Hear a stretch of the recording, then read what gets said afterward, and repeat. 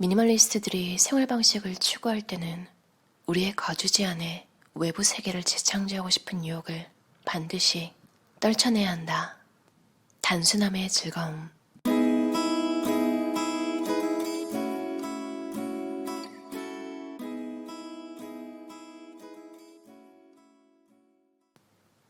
가진 물건이 적을수록 더 행복해질 거라는 말을 듣는다면 어떤 생각이 들까? 대부분의 물건, 그리고 물건이 건네는 공허한 약속은 우리 호주머니의 돈을, 인간관계의 마법 같은 힘을, 그리고 우리 삶의 기쁨을 서서히 빼앗아간다. 우리의 일상을 담는 그릇인 집에 잡동사니가 넘쳐흐르면 영혼은 물건에 공간을 내주고 구석으로 밀려난다. 새로운 경험을 할 시간도 에너지도 공간도 없다. 몸과 마음이 무언가에 억눌린 듯 갑갑해서 팔다리를 쭉 뻗지도 생각을 표현하지도 못할 것만 같다. 미니멀리스트가 되면 물건을 관리할 수 있다. 공간을 되찾고 집이 가진 본래의 잠재력과 기능을 회복시킨다. 당신은 더 단순하고 간소하며 평온한 삶을 향한 여정에 나설 것이다. 쓸모있다고 분류되는 물건들은 반드시 실제로 사용하는 것이어야 한다. 이 부분이 흔히 광고되는 지점이다. 대다수의 가정에는 사용할 가능성은 있지만 실제로는 쓰지 않는 물건들이 수두룩하다. 중복되는 물건들이 아주 좋은 예다. 찬장 안에 쌓인 플라스틱 밀폐용기들 중에 실제로 쓰는 게 얼마나 될까? 사용이나 관리가 너무 복잡해서 구석에 처박아둔 물건들도 있다. 만약을 대비해서 혹은 혹시 필요할까봐 서랍 뒤편에서 기회를 엿보며 데뷔할 날만 기다리는 물건들도 있다. 모두 집에서 쫓겨날 날이 얼마 남지 않은 물건들이다. 쓸모있는 물건들과 섞인 것 중에 실용적인 기능은 없지만 전혀 다른 의미에서 꼭 필요한 물건들이 있다. 간단히 말해 감상하기 좋은 물건들이다. 심미적 감상은 우리의 정체성을 나타내는 중요한 부분이며 반드시 인정해 주어야 한다. 아름다운 꽃병이나 유려한 선이 돋보이는 모더니즘 의자를 눈을 반짝이며 감상하면 우리 영혼까지 적시는 깊은 만족감을 느낀다. 한 가지 주의할 점은 그런 물건들은 집안에 눈에 띄는 장소에 놓고 떠받들고 귀하게 여겨야 한다. 제 아무리 베네치아 무라노 섬에서 온 유리공예품이라 해도 선반 위에서 먼지만 쌓이거나 설상가상으로 상자에 넣어 다락 위로 올라갔다면 알록달록한 잡동사니에 불과하다. 우리가 가진 물건은 세 가지 종류로 나뉜다. 쓸모있는 물건, 예쁜 물건, 추억이 깃든 물건. 집안의 모든 물건이 아름답거나 유용하다면 결정하기가 정말 쉬울 것이다. 하지만 정말 분명한 사실은 둘 중 어디에도 해당되지 않는 물건들을 무수히 마주치게 된다는 것이다. 쓸모없거나 정체불명의 물건을 만나거든 망설이지 말고 먼저 시작해라. 집에서 쫓아내라. 물건이 곧 당신 자신은 아니다. 별로 인정하고 싶진 않겠지만 특정한 이미지를 투영할 심산으로 구매한 물건들도 수두룩하다. 오늘날 같은 매스미디어 세상에서 미니멀리스트가 되기란 쉽지 않다. 광고회사들은 물질적 재산이 성공의 척도라는 메시지를 끊임없이 쏟아붓는다. 그들은 지위를 얻으려고 힘들게 고생하지 말고 돈으로 사면 훨씬 쉽다는 상술로 소비자를 현혹한다. 다다익선, 성공한 것처럼 행동하면 실제로 성공한다. 옷이 사람을 만든다 등의 표현을 얼마나 많이 들어보았는가. 이런 표현들은 물건을 더 많이 가지면 더 행복해진다고 이야기한다. 실제로는 물건이 많아지면 머리가 더 아프고 빚만 늘어나는 경우가 많은데도 말이다. 어떤 물건이든 구매하면 누군가에게는 분명히 이득이 된다. 하지만 그게 우리는 아니다. 물건들이 처음에 우리에게 한 약속을 아직 지키지 못했다면 이제는 우리 손에서 떠나보낼 때가 된 것이 아닐까? 소비재는 경험을 대신하지 않는다. 우리를 기쁘게 하고 개인적으로 성장시키는 데 극히 중요한 것은 물질이 아니라 활동 그 자체다. 기억과 꿈, 야망은 물건이 아니라 우리 내면에 담겨 있다는 걸 기억해야만 한다. 우리의 소유물, 우리의 행동, 우리의 생각, 우리가 사랑하는 사람이 곧 우리 자신은 아니다. 그러니 이제 좋아하지 않는 취미, 끝맺지 못한 일, 실현하지 못한 환상의 편리를 제거하고 새롭고 진정한 가능성이 꽃피는 공간을 마련해보자. 야심이 담긴 물건들은 가상의 삶을 위한 소품에 지나지 않는다. 우리의 진정한 자아와 완전한 잠재력을 실현하는 데 필요한 시간과 에너지, 공간을 마련하기 위해 잡동사니는 말끔히 치울 필요가 있다. 사물이 늘어날수록 스트레스도 는다. 물건 하나를 소유하는데 삶의 에너지를 얼마나 많이 쏟아부었는지 생각해보라. 물건을 손에 넣을 계획을 세우고 관련 리뷰를 읽고 가장 좋은 조건을 찾아보고 구매할 돈을 벌고 가게에 가서 물건을 사고 집으로 가져오고 놓을 자리를 찾고 사용법을 익히고 물건을 닦고 또는 물건 주변을 닦고 물건을 관리하고 추가 부품을 구입하고 보험에 가입하고 물건을 보호하고 망가지지 않게 조심하고 망가지면 고치며 심지어 물건을 처분한 뒤에도 가끔 돈을 지불한다. 여기다 집에 보유한 물건의 개수를 곱하라. 우리의 삶은 얼마나 고단한가? 우리가 가진 물건을 모두 잘 관리하는 건 아주 힘든 일이다.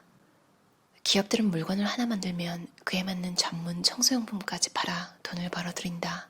물건에 시간과 돈, 에너지를 온통 쏟아붓고 나면 우리가 물건을 소유한 게 아니라 마치 물건이 우리를 소유한 기분이 들기 시작한다. 잠시 숨을 돌리고 우리가 청소년 시절에 얼마나 근심 걱정 없이 행복했는지 추억에 잠겨보자. 단순한 우연의 일치가 아니라 그때가 물건을 가장 적게 가지고 있었던 시기일 것이다.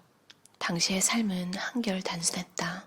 담보대출도 자동차 할부금도 없었으니까 배우고 살아가며 즐겁게 지내는 것이 우리가 가진 물건보다 훨씬 더 중요했다. 세상에는 무한한 기회가 열려 있었고 무엇이든 가능했다. 이제 미니멀리스트가 되면 그런 기쁨을 다시 붙잡을 수 있다.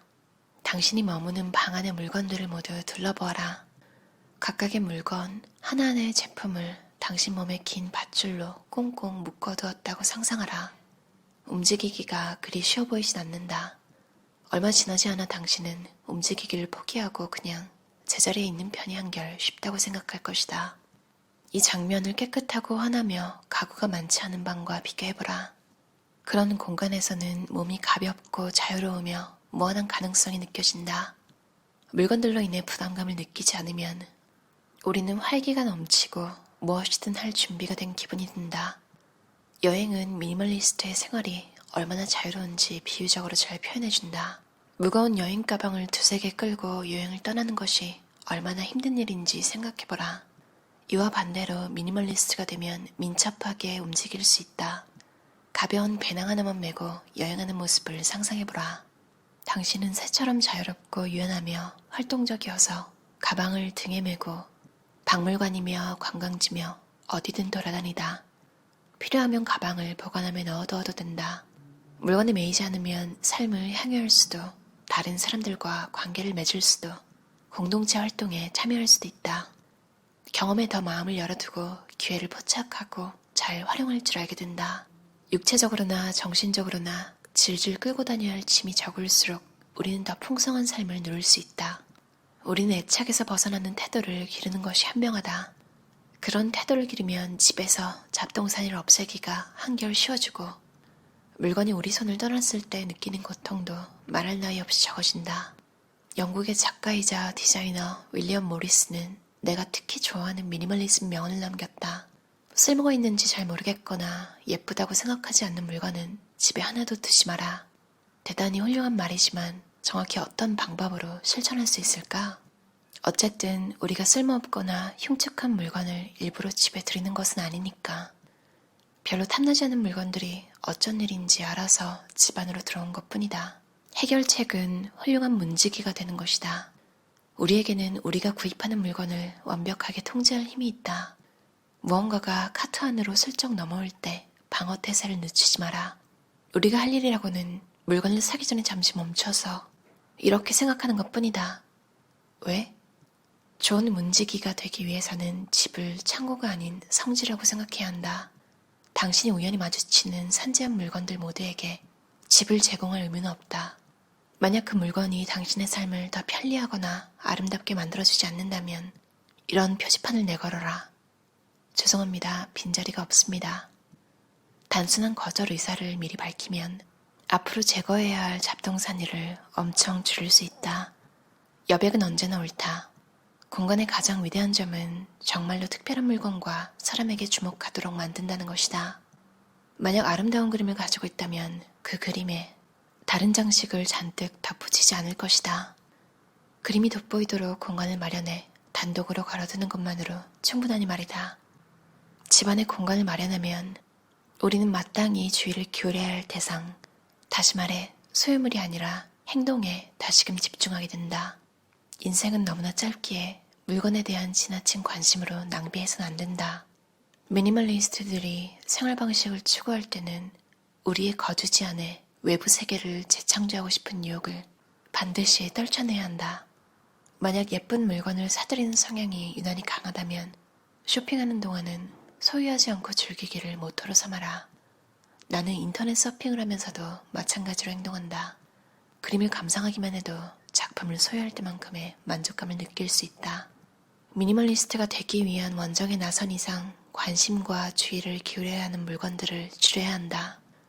자신의 집에 공원과 박물관, 극장, 커피숍을 만들려고 애쓰는 대신 실제로 그곳에서 시간을 보내는 편이 우리의 사교 생활과 시민정신의 고향에 더 이롭다. 주위를 둘러싼 물건의 벽을 허물어뜨린다면 우리는 세상 속으로 나아가 더 신선하고 직접적이며 보람있는 경험을 즐길 수 있다. 어떠셨나요? 프렌신 제이 저자의 단순함의 즐거움이라는 책이었어요. 더 조이 오브 레스가 원서 제목이거든요. 번역이 똑같이 됐어요. 신혜경 번역가가 옮기셨고요. 21세기 북스 출판사에서 나왔어요. 제가 며칠 전에 리뷰했던 책 부자는 아니어도 돈 걱정 없이 사는 법이라는 책에서 시간별로 할 수 있는 일 리스트 추천이 막 돼 있었잖아요. 그중에 3시간 할애하면 미술관에 다녀올 수 있는 부분이 있었는데 아직 못 갔거든요. 마음속에 남아있었는데 단순함의 즐거움 다시 읽고 나니까 오늘 3시간 할애해서 다녀오려고요. 자신의 집에 공원과 박물관, 극장, 커피숍을 만들려고 애쓰는 대신 실제로 그곳에서 시간을 보내는 편이 우리의 사교 생활과 시민정신의 고향이 더 이롭다.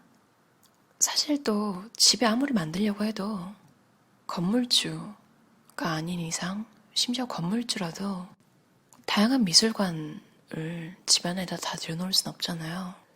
각 박물관들이 주는 개별적인 영감, 기운 같은 걸 느끼려면 그냥 직접 가는 게 제일 좋은 것 같아요. 저는 현대미술을 더 좋아하는 편인데요. 각 나라에 갈 때마다 시간이 없는 상황이면 현대미술관을 먼저 가요. 몇몇 좋아하는 화가들이 있긴 한데 렘브란트나 카라바조 이 정도고요. 실제로 영국에서 대형 박물관에 갔을 때는 피곤해서 잠깐 앉아있다가 심지어 잠이 들었어요. 반면에 테이트 모던에서는 진짜 즐겁게 시간을 보내고 기분이 정말 좋았던 그 느낌까지 기억이 나요. 근데 만약에 이런 걸 집에다가 설치해놨었다면 제 취향이 언제 또 변할지 모르잖아요. 그럼 집에 있으니까 다 갈아엎어야 할 텐데 다행히 박물관이 밖에 있잖아요. 유지비가 하나도 안 들고 그리고 박물관들마다 차마다 이제 전시가 바뀌잖아요. 그런 것도 너무 좋은 것 같아요. 한국에선 대림미술관 되게 좋아했어요. 여러 가지 좋은 전시 많이 했잖아요. 그 하다못해 이케아 가보신 분들 많으시죠? 그 인테리어 전시가 매번 똑같지 않잖아요. 그 바뀌었을 때 가는 재미도 되게 있고 직접 못 갈 때는 핀터레스트라는 사이트가 있거든요. 앱도 있고 좋아하는 스타일의 그림을 저장하면 계속 비슷한 게 추천이 돼요. 그걸 보는 것만으로도 되게 눈이 정화된다고 해야 되나요? 이 책에서 말한 것처럼 이 저자도 인터넷 서핑으로 그렇게 한다고 하잖아요. 그러니까 그 그림을 감상하기만 해도 소유할 때만큼의 만족감을 느낄 수 있다. 그러니까 여건이 되면 직접 가면 너무 좋지만 굳이 그러지 못해도 인터넷 서핑만으로도 기분 전환을 시킬 수 있는 것들이 많은 것 같아요. 소유하지 않고 즐기기. 단순함의 즐거움이었습니다. 들어줘서 감사합니다. 편안한 하루 보내세요.